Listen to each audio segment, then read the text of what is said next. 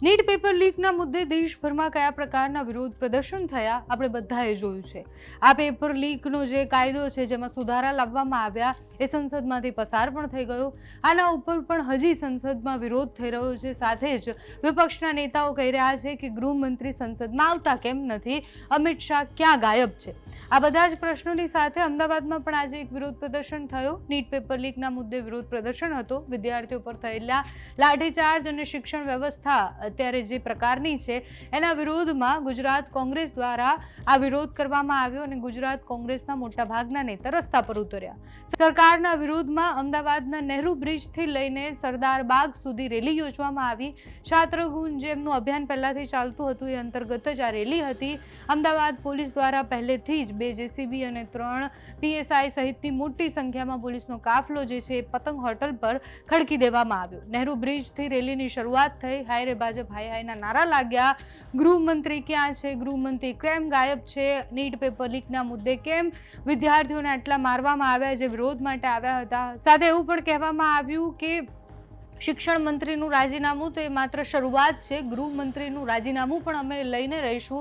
અમિત શાહનું રાજીનામું પણ થોડા સમયમાં લેવાશે એ વાત કોંગ્રેસના નેતા દ્વારા કરવામાં આવી। કોંગ્રેસના પ્રમુખ અમિત ચાવડાથી લઈને પૂર્વ પ્રમુખ સાથે જ ભરતસિંહ સોલંકી અને બધા જ નેતા એમાં હાજર હતા। મોટાભાગના કોંગ્રેસના નેતા રસ્તા પર ઉતર્યા હતા। અમિત શાહનું રાજીનામું આપો અને અમિત શાહ રાજીનામું આપી દે એ નારા લગાવી રહ્યા હતા। અમિત ચાવડાએ ગુજરાત સરકારથી લઈને દેશમાં જે રીતના શિક્ષણ વ્યવસ્થા છે એ બધા પર પ્રહાર કર્યા છે। તો આજની એ રેલીમાં શું થયું, એનએસયુઆઈના કાર્યકર્તાઓ મોટી સંખ્યામાં ભેગા થયા હતા એના દ્રશ્ય જુઓ। સાથે જ કોંગ્રેસના નેતા શું કહી રહ્યા છે તે સાંભળો। મોદી સરકાર સામે લોકોને આક્રોશ છે।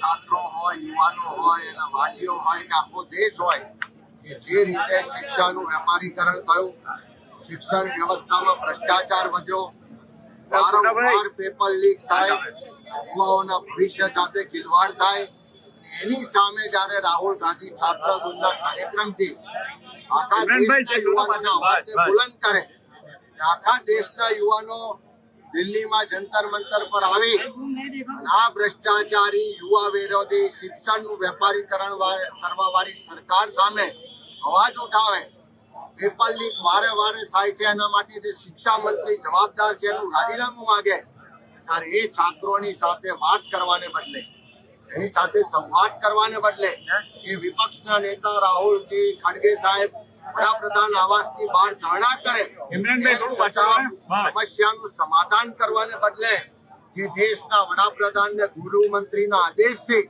દિલ્હીમાં છાત્રો પર અત્યાચાર થયો, બેફામ લાઠીચાર્જ થયો, ટીયર ગેસ છોડવામાં આવ્યા, બહેન દીકરીઓ સાથે ખૂબ બર્બરતાપૂર્વક એને અત્યાચાર કરવામાં આવ્યો, બિહારમાં AK-47 થી ગોળીબાર થાય, દિલ્હીમાં પેલેટ ગન ચલાવવામાં આવે, ત્યારે છાત્રોનો અવાજ થાય, સરકાર હજુ પણ એ બર્બરતા કરવા વાળા પોલીસ વાળા હોય કે એનો આદેશ આપવા વાળા જનરલ ડાયર અમિત શાહ હોય એની સામે કોઈ કાર્યવાહી કરતી નથી।